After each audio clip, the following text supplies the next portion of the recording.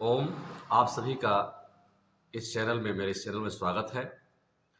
आज मैं एक बहुत ही गंभीर विषय पर चर्चा करने जा रहा हूं, जिसमें है वर्तमान शिक्षा प्रणाली पर। आज हमें मंथन करने की आवश्यकता है कि हमें किस प्रकार की शिक्षा प्रणाली की आवश्यकता है।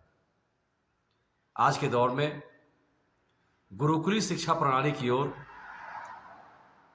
देश के जो संवेदनशील नागरिक हैं वो धीरे धीरे वापस आ रहे हैं, क्योंकि गुरुकुली शिक्षा प्रणाली में सुबह उठने से लेकर के शाम को सोने तक हर गतिविधि की जानकारी दी जाती है।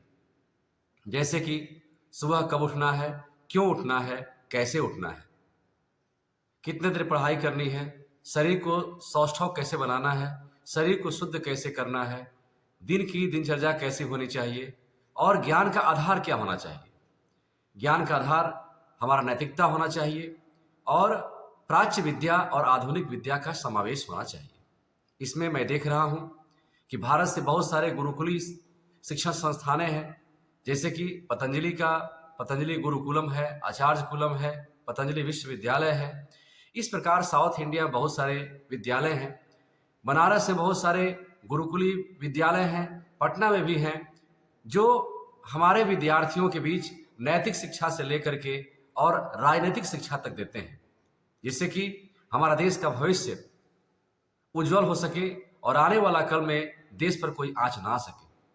दूसरे शब्दों में, न सिर्फ गुरुकुली शिक्षा प्रणाली बल्कि जो गैर सरकारी विद्यालय जो हैं वो भी अपना अच्छा कार्य कर रहे हैं, क्योंकि बच्चों में नेशनलिज्म, हिंदी के साथ अंग्रेजी, सारे विषयों का ज्ञान और इतने गंभीर होते हैं अपने बच्चों के प्रति, अपने विद्यार्थियों के प्रति, कि विद्यार्थियों में बड़ा परिवर्तन होता है, खास करके गैर सरकारी विद्यालय के विद्यार्थियों में। सरकारी विद्यालय के विद्यार्थी हैं, उसमें जो हमारे अधिकारीगण हैं, जो प्राचार्य हैं, जो प्रधानाध्यापक हैं, वह सरकारी कोरम को पूरा करने में ही अपना समय बिता दे रहे हैं। अगर सरकारी विद्यालयों में भी यह व्यवस्था बना दी जाए कि यदि आपके यहाँ के बच्चों का परफॉर्मेंस अच्छा नहीं होगा तो आपकी सैलरी काटी जा सकती है, आप में अन्य समस्याएं पैदा की जा सकती है, तो निस्संदेह रूप से इनमें भी बड़ा परिवर्तन हो सकता है।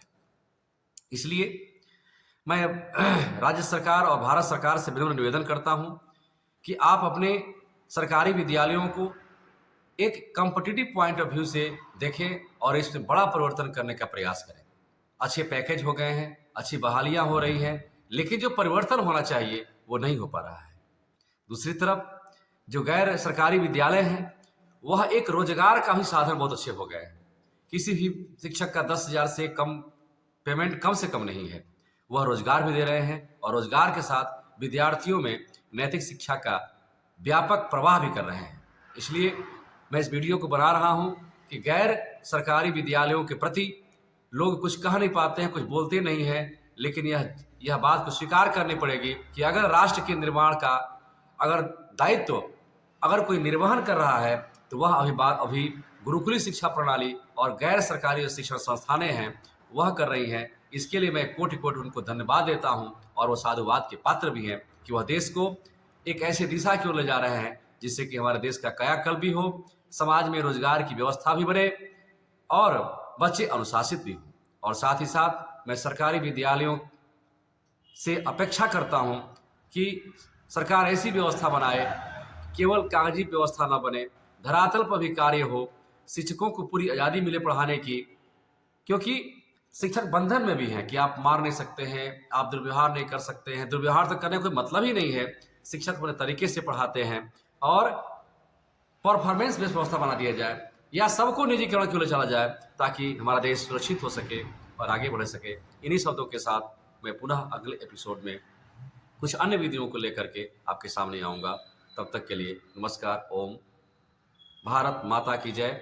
वंदे मातरम।